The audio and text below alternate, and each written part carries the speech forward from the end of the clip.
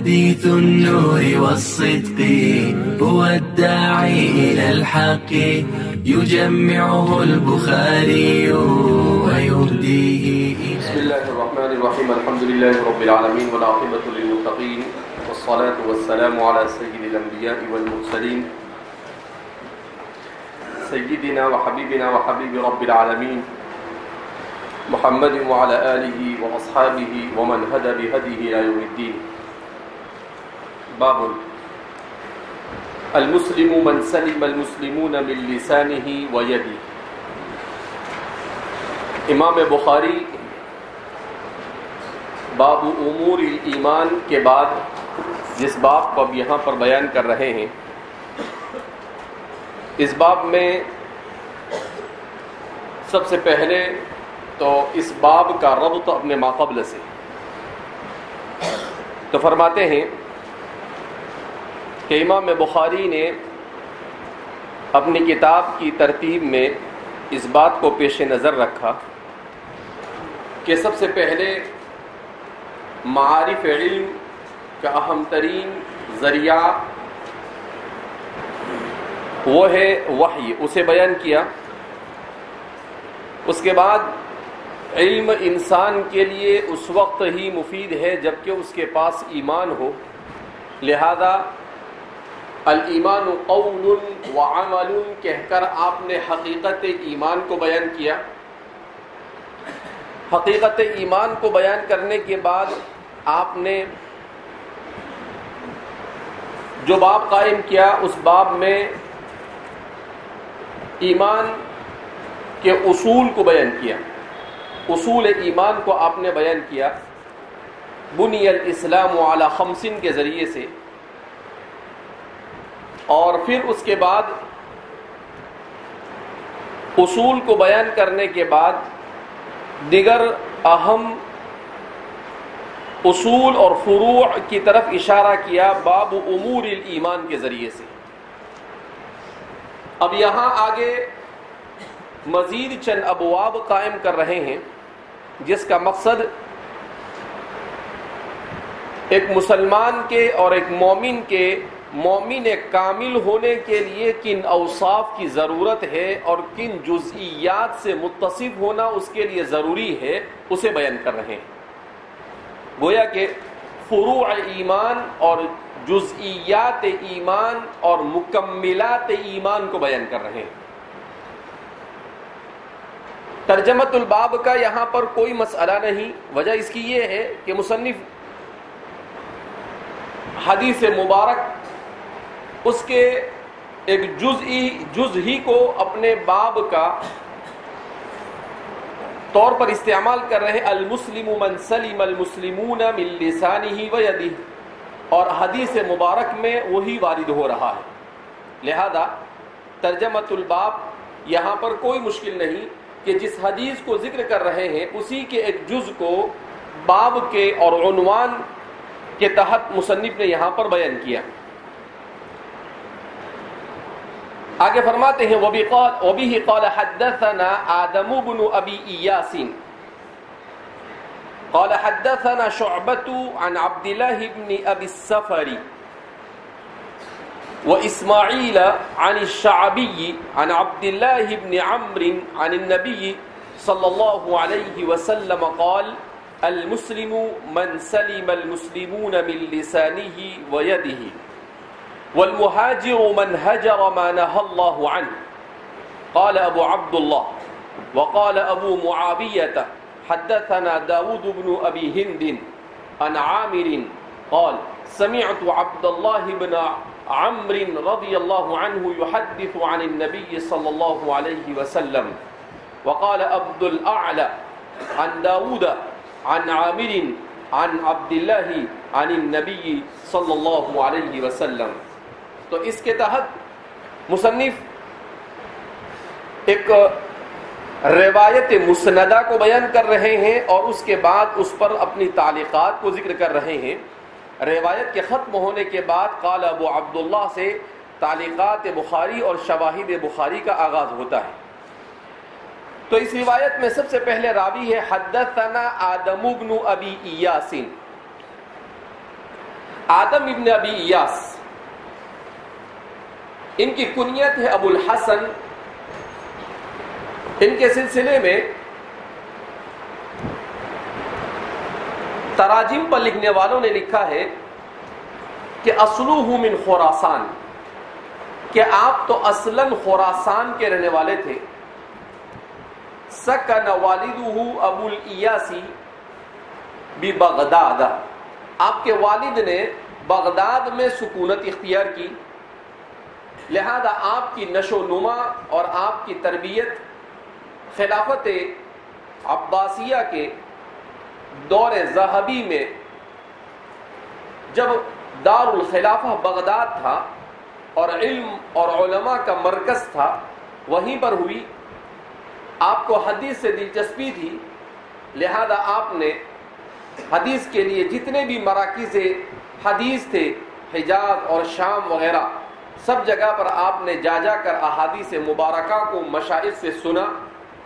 اور اپنے زمانے کے کبار محدثین، یہ آپ کے شیوخ اور اساتذہ میں سے ہیں، جن میں سے ایک سے شعبہ سے آپ روایت نقل کر رہے ہیں. اس کے علاوہ عبداللہ بن مبارک، یہ بھی آپ کے مشائخ میں سے ہیں. اس کے علاوہ آپ سے جن لوگوں نے علم حاصل کیا، ان میں امام بخاری ہے، امام دارمی ہے، اور اپنے زمانے کے تیسری صدی کے کبار محدثین، یہ آپ کے تلامذہ میں سے ہیں.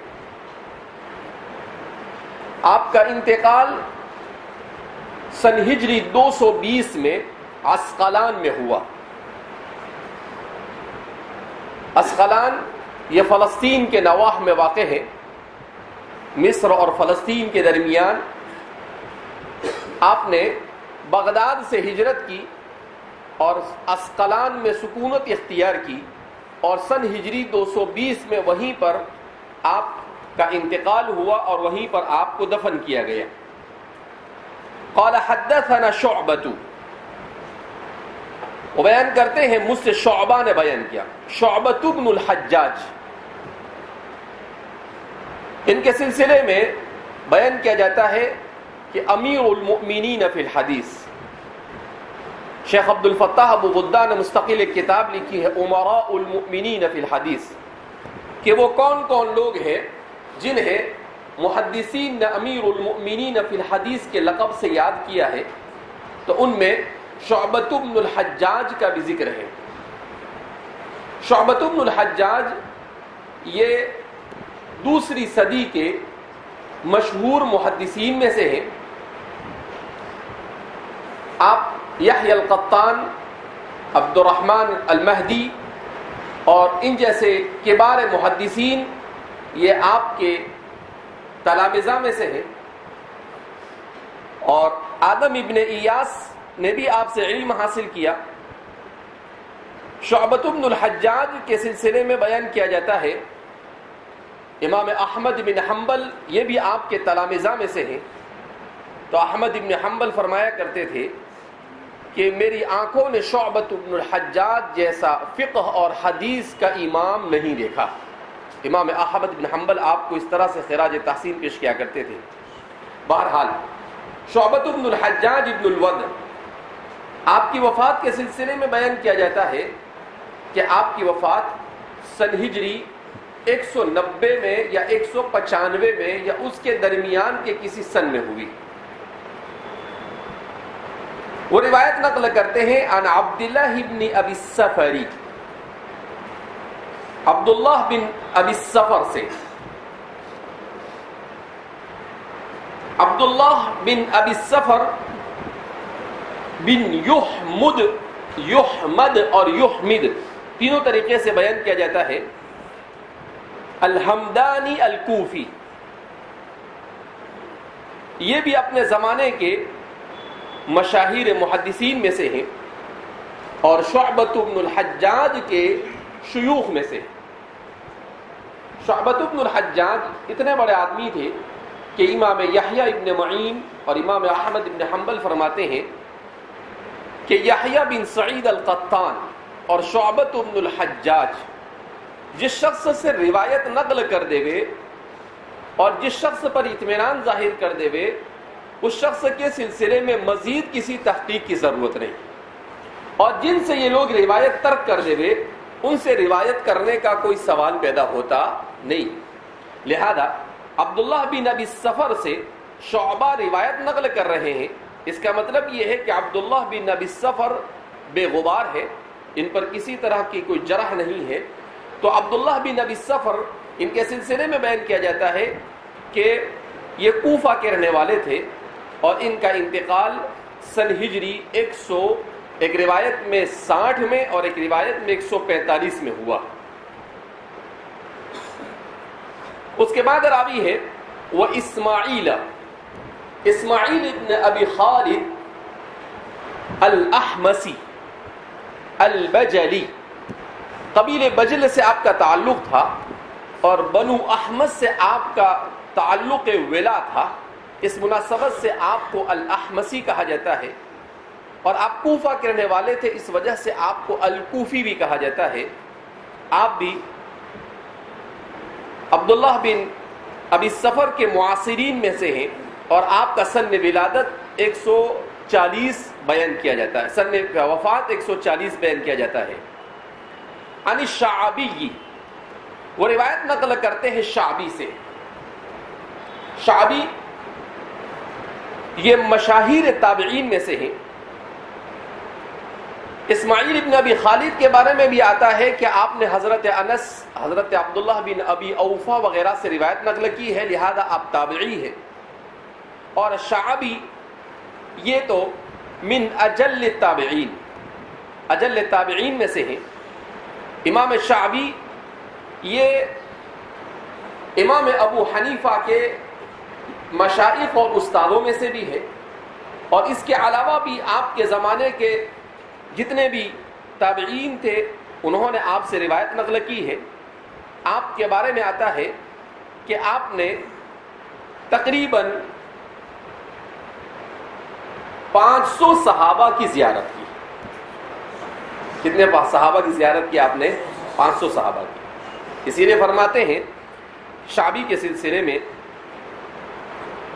امام سفیان ثوری فرماتے تھے کہ عبداللہ بن عباس کے بعد اس امت میں کتاب و سنت کا اگر سب سے بڑا کوئی فاضل اور عالم ہے تو وہ شعبی ہے۔ عبداللہ بن عباس کے بعد کہا اس امت میں شعبی جیسا علم فقہ اور علم حدیث کا کوئی ماہر گزرا نہیں۔ تو شعبی ان کا انتقال سن ہجری 105 میں اور بعض روایت میں 104 میں بیان کیا جاتا ہے۔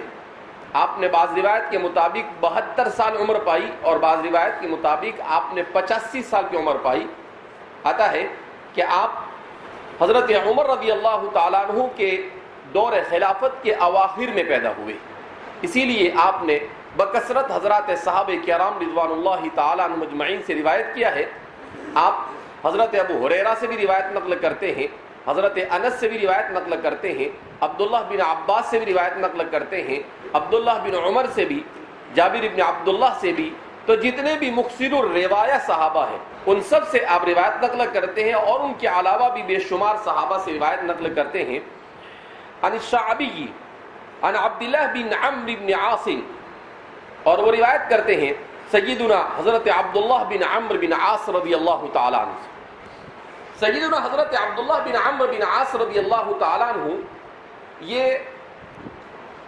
وہ صحابی ہے جن کے سلسلے میں خود حضرت ابو ہریرہ فرماتے ہیں کہ آپ کی مجلس میں نبی کریم صلی اللہ علیہ وسلم کی مقدس مجالس میں آپ کاغذ اور قلم لے کر بیٹھتے تھے۔ وَكَانَ يَكْتُبُ وَأَنَا لَا أَكْتُبُ، آپ روایتوں کو لکھتے تھے اور میں لکھتا نہیں تھا۔ اسی لیے حضرت ابو ہریرہ کا یہ ماننا تھا کہ عبداللہ بن عمرو بن عاص یہ صحابہ میں سب سے زیادہ حضور کے فرامین کو جمع کرنے والے۔ عبداللہ بن عمرو بن عاص کے بارے میں بیان کیا جاتا ہے کہ ان کے اور ان کے والد کی عمر میں صرف 11 سال کا فرق تھا۔ کتنے سال کا فرق تھا؟ 11 سال۔ یعنی ان کے والد 11 سال کے تھے، ان کا نکاح ہوا 10 سال کے عمر میں، 10.5 سال کی عمر میں، اور 11 سال کی عمر میں عبداللہ ان کے یہاں پر کیا ہوئے؟ پیدا ہوئے۔ تو اسی لیے اللہ کے رسول صلی اللہ علیہ وسلم بھی کبھی کبھی تعجب کرتے تھے کہ حیرت انگیز آدمی ہے یہ، بہت جلدی تشریف لے آئے. تو عبداللہ بن عمرو بن عاص رضی اللہ تعالیٰ عنہ بڑے عابد اور زاہد اور علم کے رسیا صحابی تھے. ویسے تو ہونا یہ چاہیے کہ ان کی روایتیں ہزاروں کی تعداد میں ہونا چاہیے، البتہ ان سے جو روایتیں کتب احادیث میں منقول ہے وہ 700 سے متجاوز ہے. 700 اور 750 کے درمیان احادیث مبارکہ ان سے وارد ہے. اب سوال پیدا ہوتا ہے کہ ایسا کیوں؟ تو اس کی وجہ یہ ہو سکتی ہے کہ عبداللہ بن عمرو بن عاص رضی اللہ تعالیٰ عنہ چونکہ احادیث کو لکھتے تھے، اور ابتدائی دور میں ہمارے محدثین حضرات تابعین اور تبع تابعین کا اصول یہ تھا کہ وہ لکھے ہوئے کا بھروسہ نہیں کرتے تھے. وہ ان کے یہاں پر علم یہ سینہ بسینہ چلتا تھا، سینہ بسینہ چلتا تھا. لہذا اس بنا پر عن عمرو بن شعیب عن ابیہ عن جدہ جو ہے، تو وہ جدہ کون ہے؟ وہ یہی ہے عبداللہ بن عمرو بن عاص. تو وہ ایسا ہے عن عمرو بن شعیب عن ابیہ یعنی عن شعیب عن جدہ یعنی عن عبداللہ بن عمرو بن عاص. تو جد کون ہے؟ وہ عبداللہ بن عمرو بن عاص. اسی لیے عمرو بن شعیب عن ابیہ عن جدہ والی روایت کے سلسلے میں ہمارے محدثین کی دو جماعتیں. ایک جماعت یہ کہتی ہے کہ عمرو بن شعیب عن ابیہ عن جدہ والی جو حدیثیں ہیں اس کا اعتبار نہیں. کیوں؟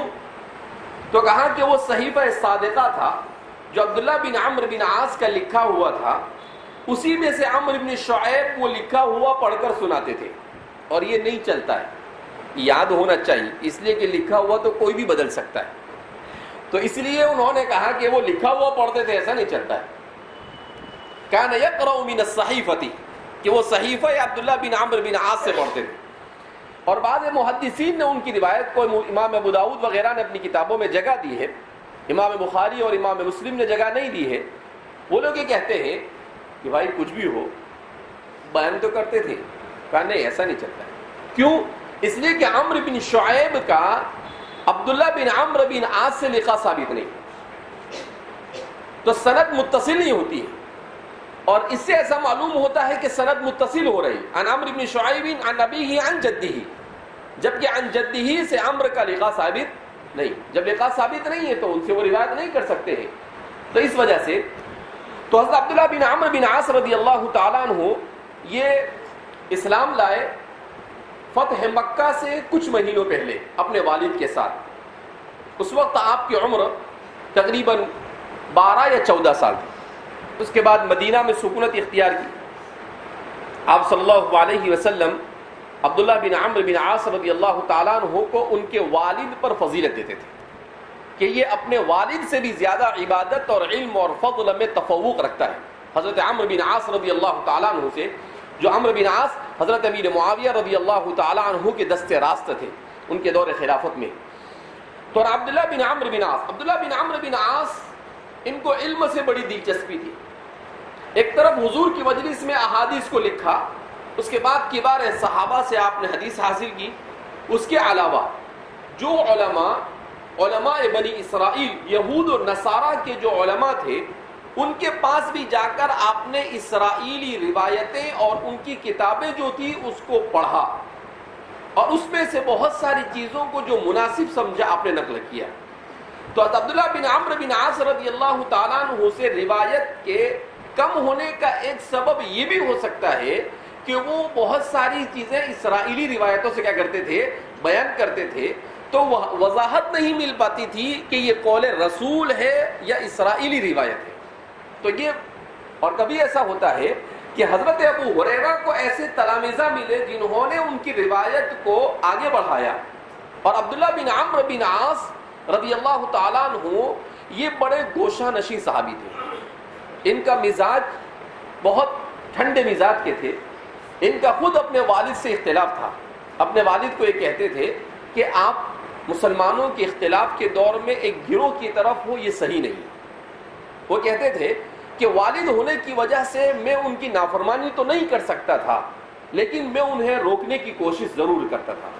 تو ایک طرف بر الوالدین کا بھی لحاظ کرتے تھے اور ایک طرف حقوق المسلمین کی بھی رعایت کرتے تھے. اسی لیے فرماتے ہیں کہ فتنوں کے دور میں حضرت عبداللہ بن عمر رضی اللہ تعالیٰ اور عبداللہ بن عمرو بن عاص رضی اللہ تعالیٰ، ان لوگوں نے گوشہ نشینی اختیار کر لی۔ یہ کسی کی طرف سے نہیں لڑتے تھے، نہ حضرت علی کی طرف سے لڑتے تھے، نہ حضرت امیر معاویہ کی طرف سے لڑتے تھے، بلکہ بدستور یہ مسلمانوں میں مصالحت کی کیا کرتے رہتے تھے، کوشش کرتے رہتے تھے۔ فرماتے ہیں کہ جنگ صفین میں ان کے والد نے ان کو مجبور کیا کہ وہ جنگ میں شریک ہو، جنگ میں شریک ضرور ہوئے، لیکن فرماتے ہیں ما خرج سیفہ، کہ انہوں نے اپنی تلوار کو اپنی میان سے نہیں نکالا، صرف تماشائی بن کر جنگ میں کیا ہوئے، آپ شریک ہوئے۔ تو عبداللہ بن عمرو بن عاص یہ بڑے ذہین و فطین ہونے کے ساتھ، علم کے رسیا اور عابد ہونے کے ساتھ بہت ہی ٹھنڈے مزاج کے آدمی تھے، اور اختلاف اور انتشار کو بالکل پسند نہیں کرتے تھے۔ آپ کا انتقال سن ہجری 65 میں مصر میں ہوا۔ اس لیے فرماتے ہیں کہ اہل مصر نے آپ کے علوم سے بہت استفادہ کیا، اس لیے کہ آپ کے والد مصر کے والی تھے، لہذا آپ نے وہیں پر سکون اختیار کی، اور سن ہجری 65 میں وہیں پر آپ کا کیا ہوا، انتقال ہوا۔ ان عبداللہ بن عمرو بن عاص رضی اللہ عنہ، عبداللہ بن عمرو رضی اللہ تعالیٰ عنہ روایت نقل کرتے ہیں عن النبی صلی اللہ علیہ وسلم، نبی کریم صلی اللہ علیہ وسلم سے، قال، فرماتے ہیں المسلم من سلم المسلمون من لسانه ويده والمهاجر من هجر ما نهى الله عنه۔ المسلم، مسلمان تو وہ ہے، من سلم المسلمون من لسانه ويده، جس کی زبان اور ہاتھ سے دوسرے مسلمان محفوظ رہے۔ تو اللہ کے رسول صلی اللہ علیہ وسلم ارشاد فرماتے ہیں کہ المسلم من سلم المسلمون من لسانه ويده، کہ مسلمان وہ ہے۔ اب المسلموں پر الف لام کون سا ہے؟ تو اس سلسلے میں بعض حضرات کا کہنا ہے کہ اس پر الف لام عہد خارجی ہے۔ المسلم ای المسلم الکامل، کامل مسلمان ہوئے۔ تو الکامل صفت کے عوض میں اس کو کیا کیا گیا ہے، لایا گیا ہے، اس لیے بعض نے اس کو الف لام عہد خارجی قرار دیا۔ بعض حضرات کا کہنا یہ ہے کہ الف لام جنسی، کہ ہر مسلمان ایسا ہونا چاہیے، صرف کامل مسلمان نہیں، ہر مسلمان ایسا ہونا چاہیے کہ دوسرے مسلمان کو اس سے کوئی تکلیف نہیں پہنچنی چاہیے، لہذا انہوں نے اس پر الف لام کو الف لام جنسی قرار دیا۔ المسلم من سلم المسلمون، اب فرماتے ہیں حضور نے فرمایا کہ مسلمان تو وہ ہے، اس سلسلے میں امام خطابی فرماتے ہیں کہ المسلموں سے مراد کیا ہے یہاں پر، تو فرماتے ہیں افضل المسلم، افضل مسلمان وہ ہے۔ امام عینی فرماتے ہیں المسلم الکامل۔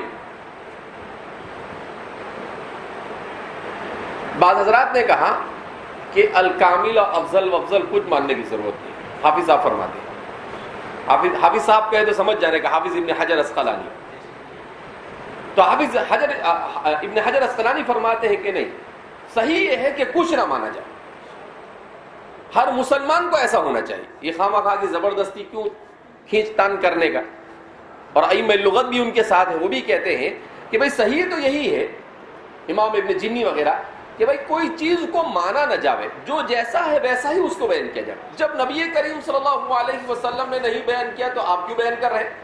تو اس لیے فرماتا ہے کہ المسلم المسلم، ختم ہو گئی بات۔ کہا یہ ایسے ہی ہے جیسے کہا جاتا ہے کہ الکاتب من یکتب، کاتب وہ ہے جو لکھتا ہے، والعالم من یعلم، اور عالم وہ ہے جس کے پاس علم ہو۔ کہا ایسے ہی المسلم من سلم، مسلمان وہ ہے جس سے دوسرے لوگ مأمون رہے اور سلامت رہے۔ تو کہا آپ صلی اللہ علیہ وسلم حقیقت اسلام کو بیان کر رہے ہیں، اس کو بیان کر رہے ہیں، حقیقت اسلام کو بیان کر رہے ہیں۔ جب آپ صلی اللہ علیہ وسلم حقیقت اسلام کو بیان کر رہے ہیں تو فرماتے ہیں کہ اصل میں کس پس منظر میں حضور نے بیان کیا، اس کو جاننا پڑے گا۔ تو آپ نے اس کو کس پس منظر میں بیان کیا کہ زمانہ جاہلیت میں لوگوں کا طرز عمل یہ تھا کہ کوئی آدمی کسی پر بھروسہ نہیں کرتا تھا، کون دوست ہے اور کون دشمن ہے کچھ سمجھ میں نہیں آتا، اس لیے کہ چھوٹی چھوٹی اپنی اغراض کے خاطر، اپنی چھوٹی چھوٹے مفاد کے خاطر کوئی کسی کو بھی اٹھا کر کبھی بھی مار دیتا تھا، تو قتل غارت گیری عام تھی. تو اس مزاج کو حضور چینج کرنا چاہتے تھے، اس میں تبدیلی چاہتے تھے. کہا المسلم من سلیم، ارے بھائی مسلمان ہے، کہا یہ سلامتن سے بنا ہے، یعنی اس سے کسی کو تکلیف پہنچے یہ ہو ہی نہیں سکتا ہے، یہ متصور ہی نہیں ہے کہ مسلمان ہو اور اس کے بارے میں کوئی شک اور شبے میں مبتلا ہو کہ پتہ نہیں اس سے میری جان اور میرا مال محفوظ ہے یا نہیں ہے. کہا اس پس منظر میں آپ صلی اللہ علیہ وسلم نے اس کو بیان کیا ہے، المسلم من سلم المسلمون، کہ مسلمان وہ ہے کہ جس سے مسلمان. اسی لیے یہاں پر ایک سوال یہ بھی پیدا ہوتا ہے کہ المسلم من سلم المسلمون، المسلمون یہ قید اتفاقی ہے یا قید احترازی ہے؟ تو فرماتے ہیں کہ یہ قید اتفاقی ہے، قید احترازی نہیں. اس لیے کہ اسلام کی تعلیمات تو یہ ہے کہ مسلمان المسلم من سلم خلق اللہ، مسلمان وہ ہے جس سے اللہ کی مخلوق امن میں ہو. وہ نہیں صرف المسلم من سلم الانسان نہیں، بلکہ اللہ کی پوری مخلوق امن میں ہو. اس لیے کہ نبی کریم صلی اللہ علیہ وسلم کی احادیث مبارکہ سے پتہ چلتا ہے کہ مسلمان کے لیے جائز نہیں ہے کہ وہ اللہ کی کسی بھی مخلوق کو بے جا اذیت پہنچائے. کہا ایک عورت نے بلی پالی، اس کو باندھ کر رکھا، کھلایا پلایا نہیں، یہاں تک کہ وہ مر گئی، تو اس کی وجہ سے اسے عبادت کے باوجود اور عبادت اور نیک صالح ہونے کے باوجود کہاں پر ڈال دیا گیا؟ جہنم میں ڈال دیا. اور ایک بغیہ تھی، اس نے ایک کتے کو پانی پلا دیا، اس کی وجہ سے اس کی کیا کر دی گئی؟ مغفرت کر دی. کہا کہ اس روایت سے یہ پتہ چلتا ہے کہ مسلمان تو وہ ہے کہ اس کے لیے یہ ضروری ہے کہ وہ اللہ کی کسی بھی مخلوق کو تکلیف نہ پہنچائے. تو اس لیے فرماتے ہیں کہ یہ قید کون سی ہے؟ قید اتفاقی ہے، قید احترازی نہیں ہے. اسی لیے کہتے ہیں کہ بعض حضرات نے کہا کہ المسلم من سلم الانسان المؤمن او المستأمن، کہ مسلمان وہ ہے جس سے مومن بھی محفوظ رہے اور مستأمن بھی محفوظ رہے. کیا مطلب؟ کہ ایک تو یہ کہ وہ کسی مسلمان کو تکلیف نہ پہنچائے، دوسرا یہ کہ وہ کسی مستأمن اور معاہد کو تکلیف نہ پہنچائے. اس لیے کہ کافر بھی دو قسم کا ہوتا ہے، ایک ہوتا ہے ذمی اور ایک ہوتا ہے حربی. ذمی وہ ہوتا ہے جو مسلمان کے امن و امان میں رہتا ہے، دیار المسلمین میں رہتا ہے، مسلمان کے ساتھ وہ ایسے ہی رہتا ہے کہ وہ اس کو کوئی تکلیف نہیں پہنچاتا ہے، تو وہ اگرچہ حقیقتاً مسلمان نہیں مگر اسے حکماً مسلمان مانا جاتا ہے. دوسرا ہوتا ہے کافر، ذمی نہیں ہوگا تو حربی ہوگا.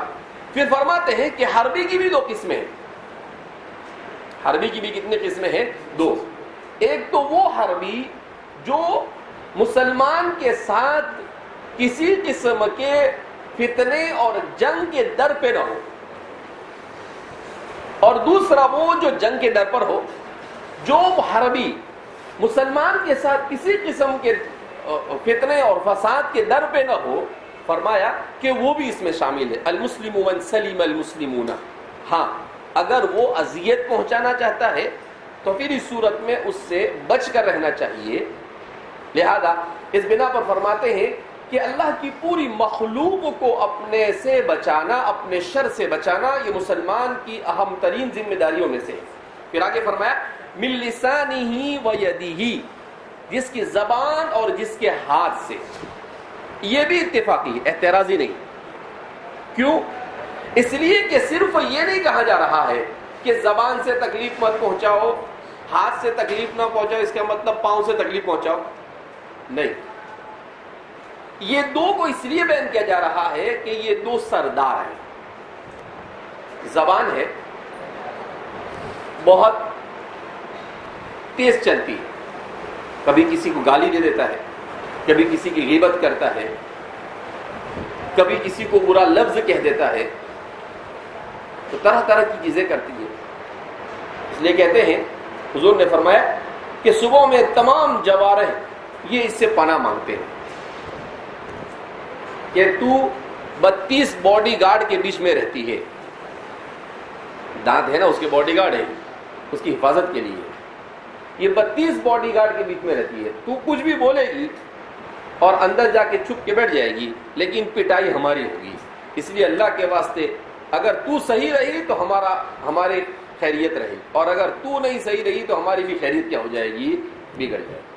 تو اس لیے فرماتے ہیں کہ زبان پر سب کچھ ہے. اسی لیے تو اللہ کے رسول صلی اللہ علیہ وسلم نے ارشاد فرمایا کہ جو شخص مجھے 2 چیزوں کی ضمانت دے دے میں اس کے لیے جنت کی گارنٹی دیتا ہوں. جو اپنی زبان پر قابو اور اپنی دونوں رانوں کے درمیان اللہ نے جو دیا ہے اس پر قابو کا, میں اس کے لیے جنت کی ضمانت دیتا ہوں. تو اس لیے فرماتے ہیں کہ زبان بڑی خطرناک ہے. حضور نے فرمایا کہ عام طور پر جہنم میں جانے والے وہی لوگ ہوں گے جن کی اپنی زبان پر کنٹرول نہ ہو.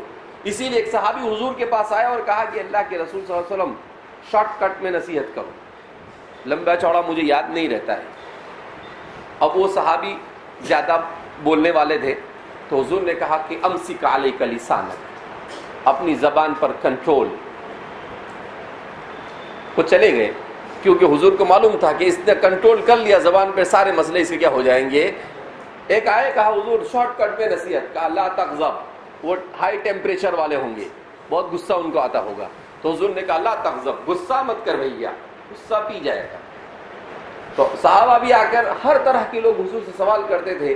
حضور برابر پڑھ لیتے تھے ان کی شخصیت کو, اس کے چہرے سے بھانپ لیتے تھے اور سمجھ جاتے تھے کہ ان کے اندر میں یہ ویک پوائنٹ ہے.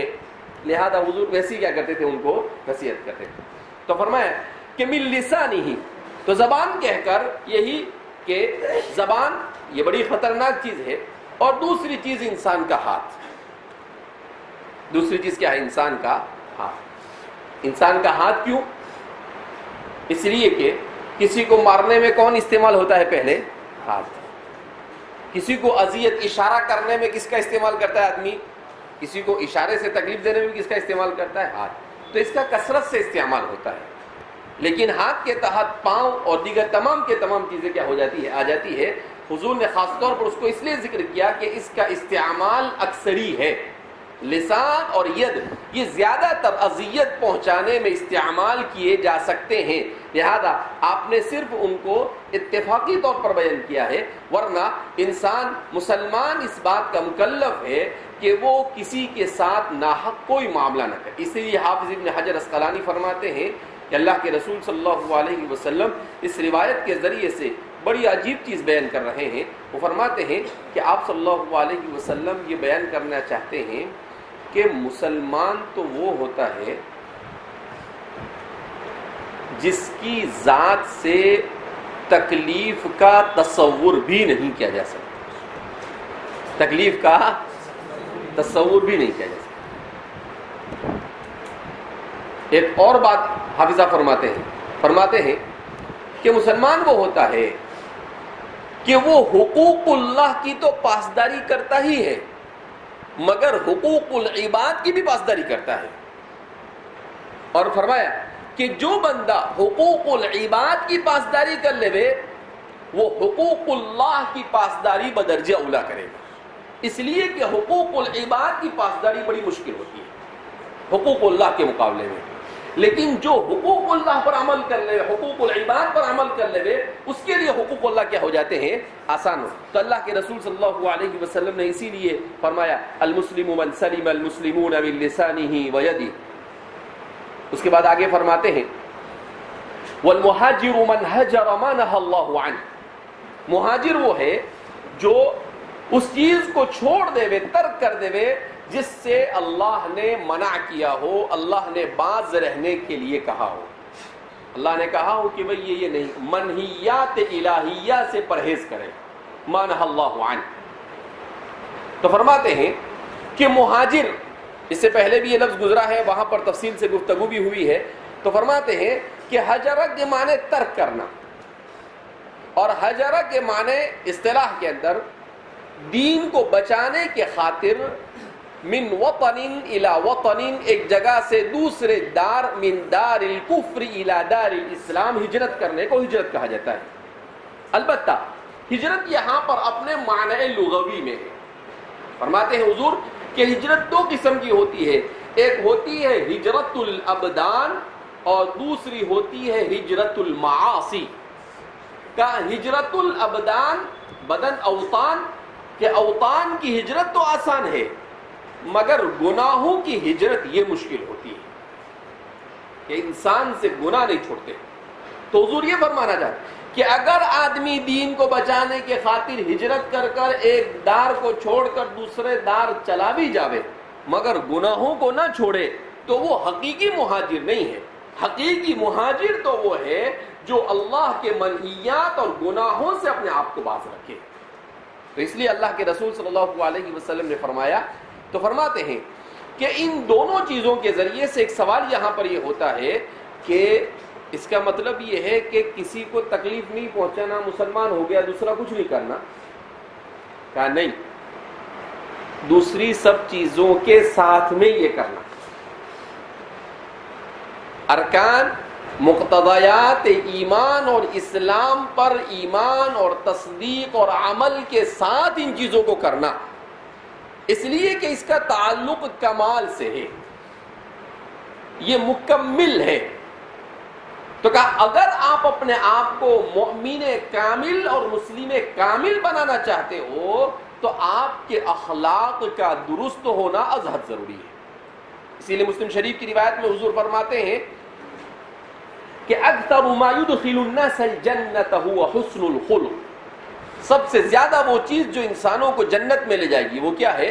حسن اخلاق. اور یہ حسن اخلاق کی اہم ترین چیزیں کیا ہے؟ زبان پر کنٹرول اور اپنے ہاتھ پر کنٹرول.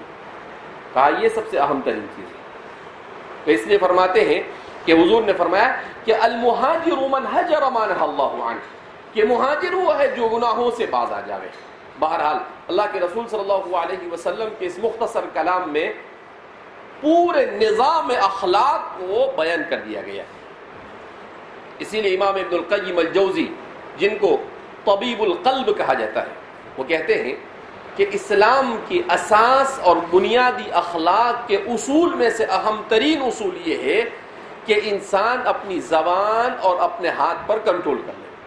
جس کا یہ دو پر کنٹرول، اس کا سارے عالم پر کنٹرول، یعنی اپنے پورے عالم پر، اپنی ذات پر اس کا کیا ہو جائے گا؟